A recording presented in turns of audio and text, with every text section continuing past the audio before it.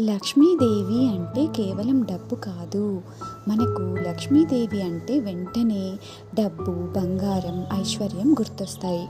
కానీ లక్ష్మీ తత్వం అంతకంటే ఎంతో విశాలమైనది. మన జీవితంలో ఉన్న ఆరోగ్యం, అన్నం, జ్ఞానం, ధైర్యం, సంతోషం, శాంతి, సంతృప్తి మరియు మంచి సంబంధ బాంధవ్యాలు ఇవన్నీ కూడా లక్ష్మీ అనుగ్రహమే. మన దగ్గర ఎంత సంపద ఉన్నా మనసులో శాంతి లేకపోతే ఆ సంపద మనకు నిజమైన ఆనందాన్ని ఇవ్వగలదా? అందుకే ఈ వరలక్ష్మి వ్రతం రోజున సంపద మాత్రమే కాదు, ఆ సంపదను సద్వినియోగం చేసే మంచి హృదయాన్ని కూడా ఇవ్వమ్మా అని అమ్మవారిని మనమంతా కూడా ప్రార్థిద్దాం.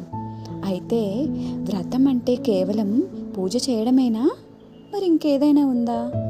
తదుపరి భాగంలో తెలుసుకుందాం.